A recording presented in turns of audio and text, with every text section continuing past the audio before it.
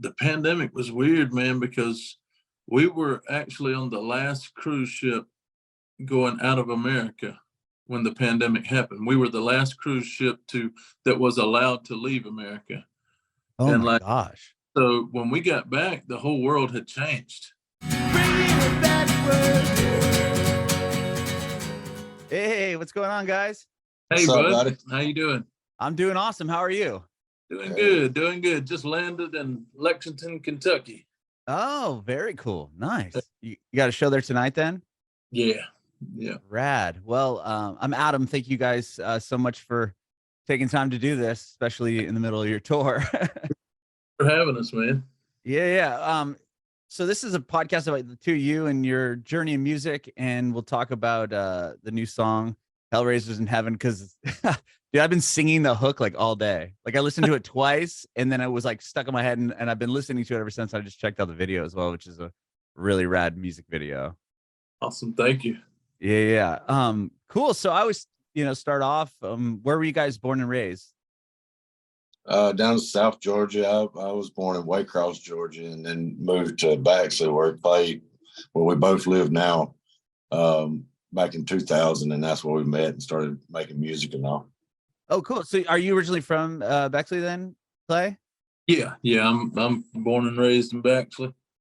Cool. What was it like? How different is it from where you grew up, Brian? Or not very different? Not very different at all. It's just a little bit bigger than Baxley.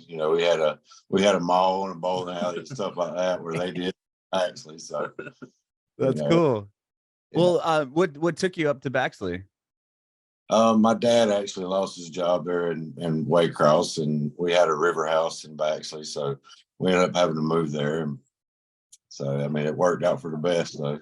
Sure. Yeah. What age were you? I was right at 16, I believe. I was turning 16. Okay. Cool. And Clay, what about you? Like, how did you get into music? Do you come from a musical household?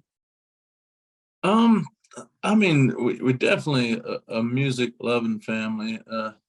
I got some aunts and uncles play guitar, piano, and stuff like that. I wouldn't really say a musical family, but just our love for it. My family's love for music. I mean, anytime we would gather at any family functions, it was always music involved. Oh, cool.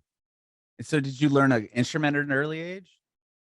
I play a little piano and a little guitar, but that's the extent of it. I tell people this, like my dream job at one time was working for a music magazine to rate albums. I would have loved to just been the guy who sat there and listened to an album front to back and rate them. Oh yeah, that would be a cool job. I'm not a musician. I tried to play. I mean, I'm poor at playing guitar, but my way into the industry was through radio like being on the radio, because I love just listening to the songs. And I was like, well, if I can help like curate the playlist or pick some of the songs that go on the air, that would be like awesome. So that's kind of how I went. But it's interesting that you would like to rate albums and go into that that side of the industry as well. For sure. What about you, Brian? Do you come from a musical household? Yes, my dad played guitar and all, so yeah, he got me into it, and I learned the basic chords, and from there I kind of lost interest in it and didn't really go too much further on learning lead guitar and stuff. But I was able to learn chords and write songs like that, and that was my favorite thing to do. Yeah, so you kind of used it as like a vehicle then to write, instead of learning to be like Slash or like some shredder. Yeah. How old were you when you started to write songs? It was round about the same time we moved to Baxley, and I was that was whenever I really started, getting really interested in writing songs, and actually wrote a few that sounded good to me, And then did you end up going to the same school as Clay? Were you guys going to the same high school or anything? No. This is how it went in Baxley. All there was to do around there was ride around in circles, like whenever you was a teenager. On weekend nights, that's all there was to do. So here I was riding by myself, didn't know anyone in Baxley, and Clay and one of his friends, one of our friends now, pulled me over and we just started talking, and it just went from there, man. We're both, matter of fact, later on that night we went to Clay's and we ended up listening to an instrumental CD, and it was just drinking and having fun and coming up with music. It kind of started from there. Oh wow. So that's kind of how like the rap country thing kind of came together. Right. Yeah. That's interesting. When you said driving in circle, you were just in your car cruising around and they flagged you down like, hey, you know, what the hell are you doing? Exactly right. So what you doing out here stealing all our girls for? Oh, that's funny. What about you, Clay? Were you writing songs before you guys met? I was dabbling in them a little bit, you know, just trying to find my way. I really didn't know what I was doing. I was just more so writing rhymes, trying to remember, you know, just jotting down little notes here and there, stuff I thought was cool and stuff I thought I could do. So I wouldn't really say probably writing out songs. If I was, it wasn't songs that amounted to anything. I was just kind of learning then. I was like Brian, I was kind of fell in love with the whole songwriting process, and just the more I did it, the more I wanted to do it just more and more. Mm-hmm. And when you guys got together, that, you know, kind of the first night, right, that you met and you were making up stuff over the instrumental that you had, like how quickly after that, or like, was it that night you were like, whoa, this is a lot of fun, we should continue doing this? Like, how did you guys kind of get together as far as creating, you know, the Lax now? I think it started that night, but you know, that became a thing to do. We'd get together at Clay's house or something, and we'd drink together and make music. We didn't know at that time or whatever, but we wasn't able to record the songs we were making, but it eventually got to that, and we got us a little cheap studio put together, and also, I mean, it was nothing more than a hobby. Like back then, we never said, "Hey, let's do this as a career." Like I don't even think we even considered that until we made a couple songs, and then just people in our hometown and surrounding counties just started asking for them. Hey, can I get this? Hey, can I get this? And we were like, "Huh, maybe we got something here." Oh, interesting. So I mean, that was kind of like early on validation that you should be continuing. I mean, like, how did people hear the songs originally? Like, were you guys going out and playing different like bars and stuff, or no? This was back when mom and pop CD stores still existed, and Okay. and you know, this was kind of the end of the mix CD era, and you know, these mom and pop CD stores would put out mix CDs like monthly, like, you know, anything from Usher to Jason Aldean would be on them. And we just talked to the guy in back, so it was like, hey man, we got a song, why don't you throw this on the mix CD and just see how it does, you know? Mm-hmm. And they ended up going for it, right? And then it made that CD. Yeah, it was crazy. The first time we heard people just bumping our songs riding through town and stuff, we were like, huh, okay, maybe we got something here. Yeah. When it came to the music on those early songs, were you writing them together? I mean, like, as far as the instrumental pieces went, were you writing them like on guitar, Brian, or like how did that start? Were you finding just beats online, or? We actually bought a small beat machine. It wasn't but about, you know, the size of a sheet of notebook paper, but we started making our own beats and stuff, and that was equally as fun as making the songs, you know. It's and so we got into that, and yeah, we wrote a few with the guitar, wrote a few we bought beats, you know, and we made beats, and we just did a spread of it all, really. Mm-hmm.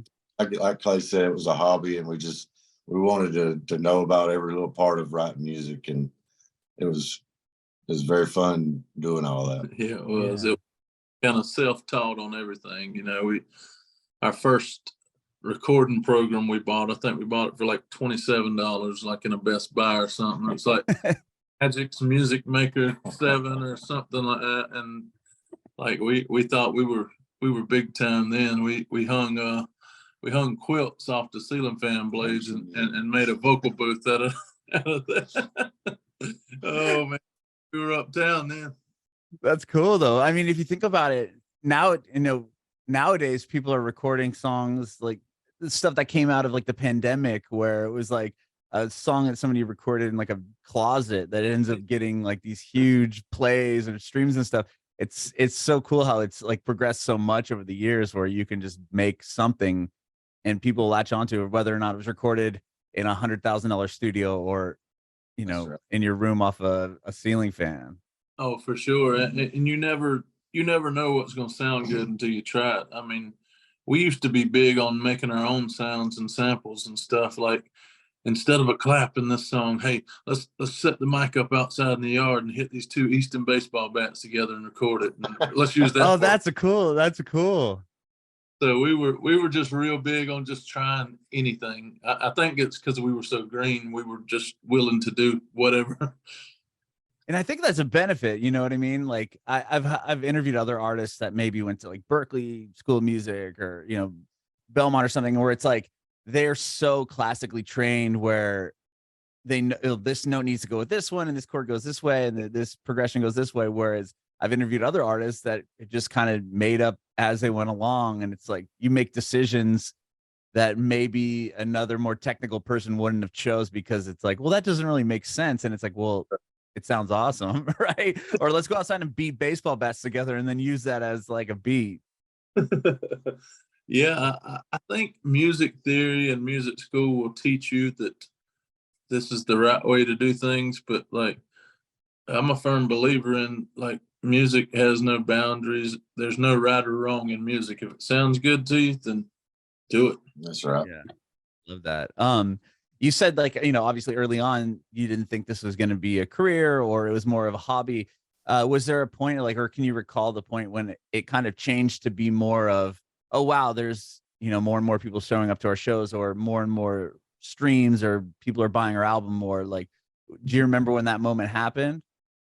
Well, I remember, like I said, after the song or two came out on the Mix CD, we were like, okay, maybe we should try to put together an album and just see what we can do.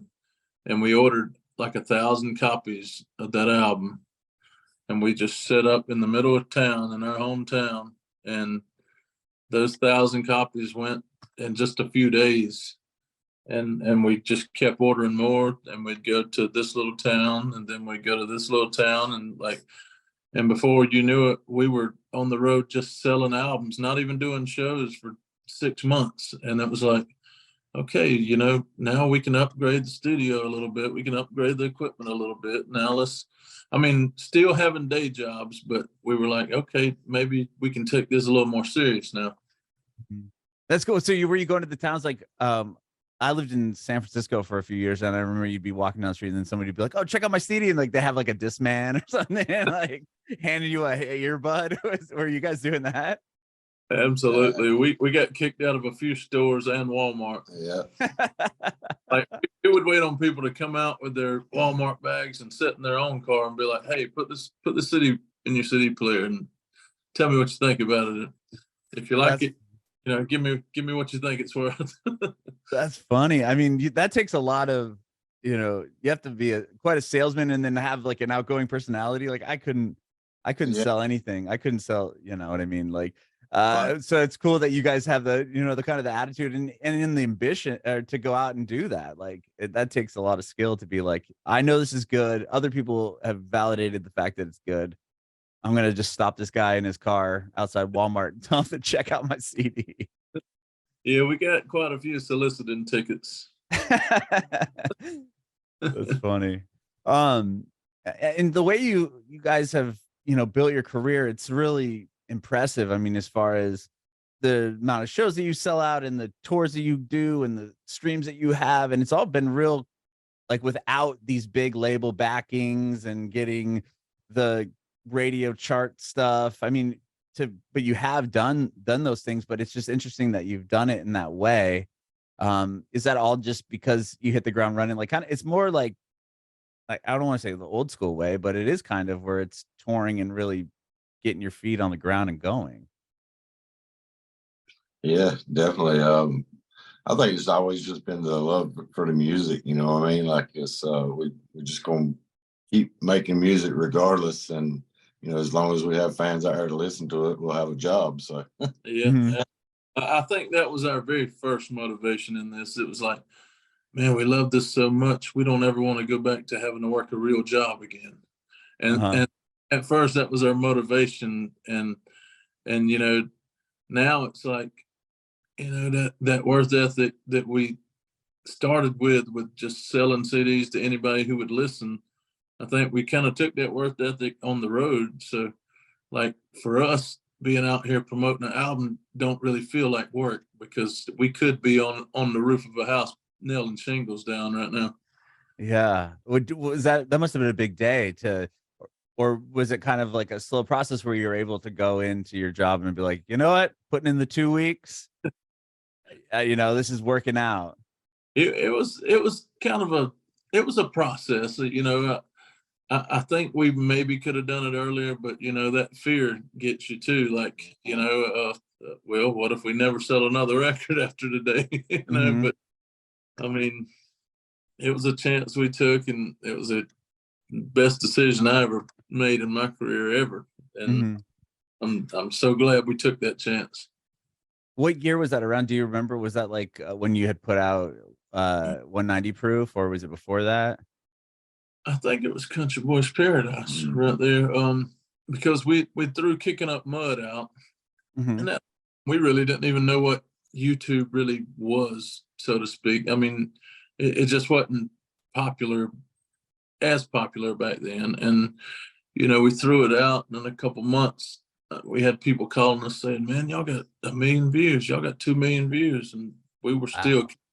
kind of just dead to it. We were like, "Okay, is that good?" And yeah, yeah, that's great, man. Like, we got people wanting to book y'all for shows, and then like you know, 10 or 12 shows got on the books, and I think that's when we decided, hey, man, we can't work and do the shows and record the album. So let's we're still young enough. If it don't work, we can go back to work. So Mhm. let's go ahead and try it. Wow. I mean, that's crazy. That's to not even, you know, get the call. And nowadays, like kids would be like, they're just watching it. You know what I mean? Like, oh, it's got 100, now it's got 1,000. It's like, oh, you got a couple million. You're like, huh? Like what? Like, I don't know. That's so cool. Yeah, I mean it was crazy too because I think the whole budget of that video was like less than $3,000. It was just like a party video and mud trucks, everything. It was just a bunch of people we knew just showed up and we shot a music video. And then when you put out 190 proof that, or no, even Country Boy Paradise made it onto the charts, didn't it? Yeah, yeah. Yeah, wow. So that must have been, I mean, not only the video does well, but you're getting these tours and then to see that type of response and reaction as well. Yeah, that was crazy because I mean, you know, coming from a small town, like charts were kind of everything. Like you know, especially in the country, on Sunday you would listen to the radio, Bob Kingsley's top country 40, and I mean the charts were just everything. And I remember the first time I saw us on any charts, it was just I was blown away. I was like, I can't believe this. Can't believe we're in the same breath with some of these people that's on these charts. Mhm. And with that, I mean, at that point, are you like, hopefully, did you ever think kind of like, okay, like we did this, like, are we going to be able to, is this going to be able to be something we can continue doing on the next album? Because obviously you don't know what the time, you know, what's going to happen in the future. Or are people going to still love the music? Was that ever a doubt or a fear in your guys' heads? yeah, I guess it was. But we just kept that same formula for, you know, our CDs and our albums and all, and it seemed to satisfy the fans. You know, it's Mhm. just a process that we did making albums and stuff, and it seemed to work. Mhm. Was there like a moment that you can recall too? Like, what was kind of like the biggest you've, as far as you guys feel like a big milestone for you, whether it be, you know, you have gold records and all that stuff, maybe that's it, or something that maybe somebody wouldn't know, like, oh wow, like you could just think back and be like, I cannot believe that this happened. I'll tell you, for me, is when we played the Atlanta Motor Speedway for a NASCAR race. We opened up for Montgomery Gentry there, and that's the first time I'd ever seen 70,000 people. Like, and it was crazy because, you know, we were looking out there and people were singing our stuff, and I was like, man, this is awesome. Like, this is definitely a moment I'll never forget. Mm-hmm. What about you, Brian? Was it similar or same one or something different? That was definitely a big one there. I'd say it really hit me once we did get our gold plaques and all, and that was very, very special. You know, Yeah, to have to see your name on this Definitely. gold record, like along, you know, amongst so many other massive artists. I can't even imagine what that's like. So I mean, Clay, I did read actually that you got pretty sick with the pandemic happened, and it's great to see that you're all right. Hopefully everything is all well now. I mean, going through something like that, getting out, and you put a record out then in 2020. Like, was that something that you guys had been working on, or like, was it after the fact? Were you able to kind of write about that, or what was that experience like after? Yeah, we definitely kind of try to stay a year ahead of the curve as far as albums. So a lot of that was already pre-recorded stuff. And yeah, the pandemic was weird, man, because we were actually on the last cruise ship going out of America when the pandemic happened. We were the last cruise ship that was allowed to leave America. Oh And my gosh. so when we got back, the whole world had changed. I mean, we had heard people kind of talking about it in whispers. Like, they even told us one time we might have to stay on the cruise ship for 30 days. And I was like, well, I don't see how that's going to work. Yeah. But but it was crazy. It's like when we got back after 7 days, the whole country had just changed. Mm-hmm. And it was just, that's probably the biggest break we've ever taken as far as off the road, off tour. And we just told our band at the time, like, look, man, there's this, COVID stuff happening. We're going to cancel the next 30 days of shows and probably just pick back up next month, like not knowing it was going to be almost a full year. Like, it was crazy, man. Like, I wish I could go back and do it over knowing what I know now, because it'd have been a lot of stuff I'd have done. But, we were under the impression, like, okay, we didn't go back to touring this month, so I'm sure we'll go back next month. Well, I'm sure we'll go back next month. And it just never happened. And, I don't know. I don't know what I'd have done. I'd have took some online courses from Harvard or something. Who knows?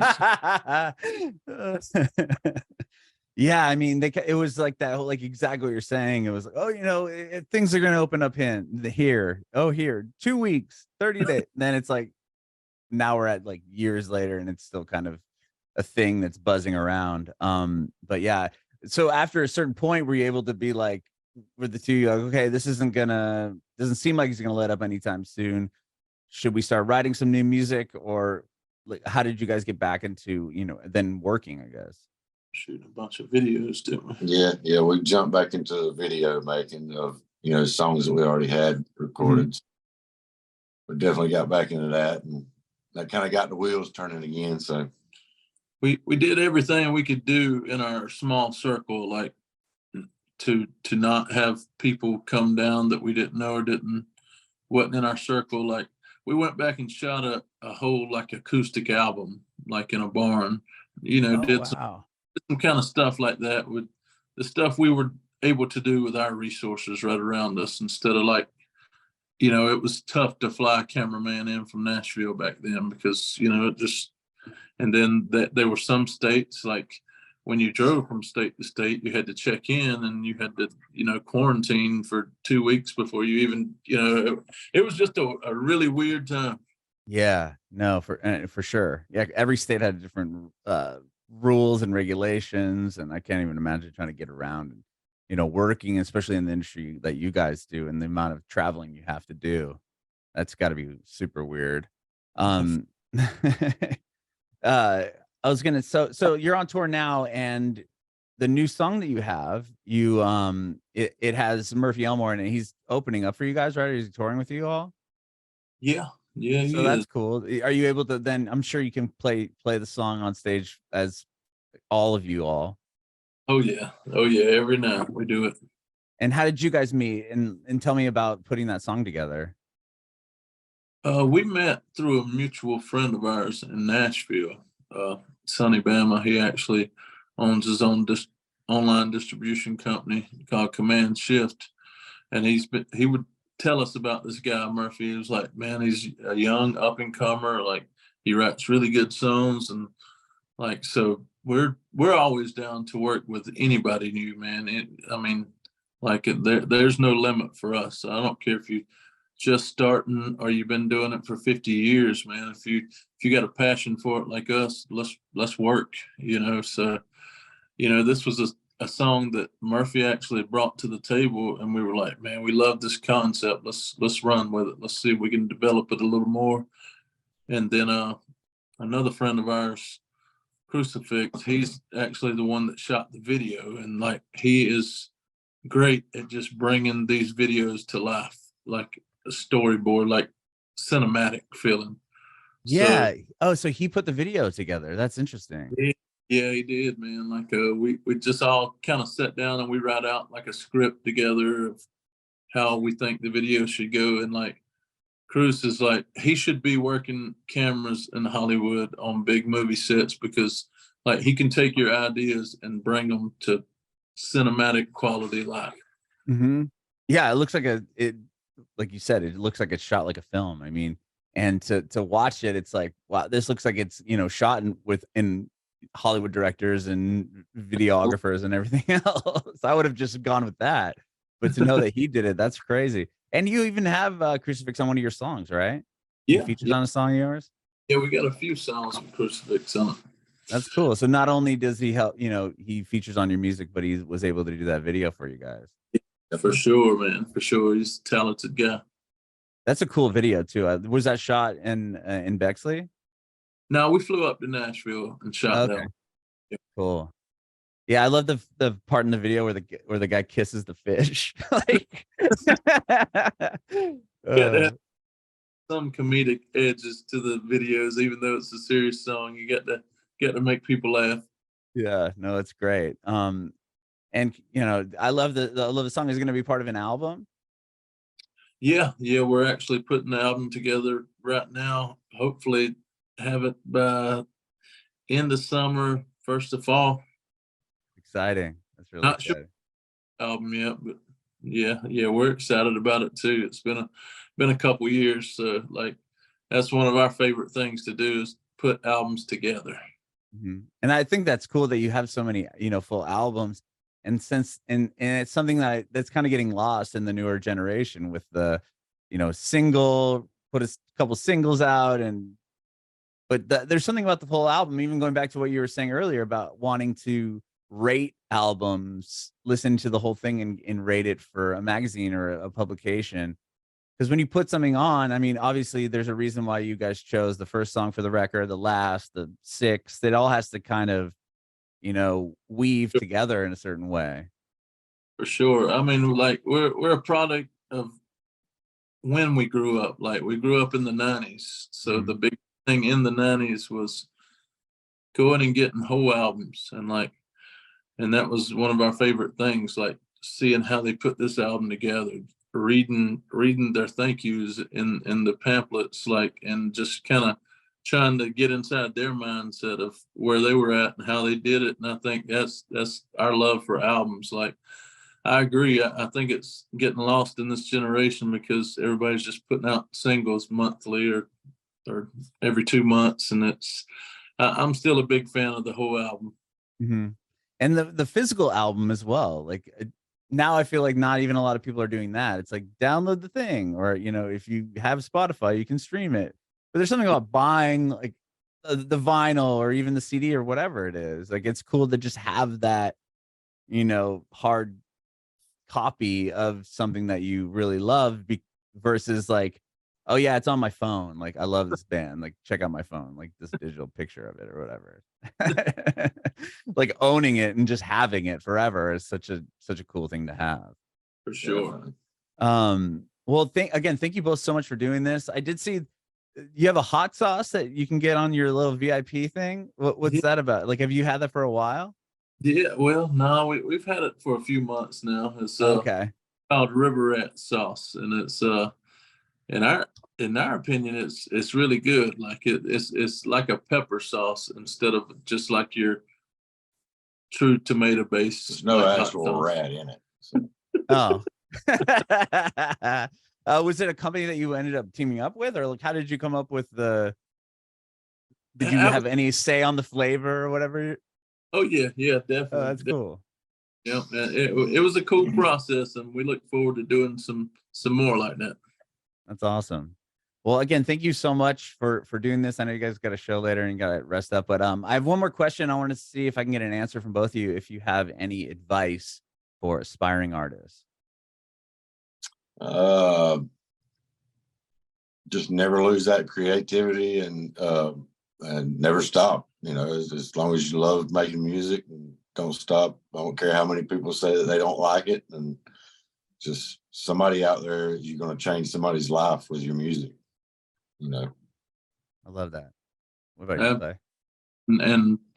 And start it. Don't be afraid to start at the ground level and stay there for a while. Like don't think don't think it's the end game by signing a record deal, because it's not. That's when the actual work starts then. But if you build you a loyal fan base before you get a record deal, you're always going to be able to tour and make money. Bringing it backward.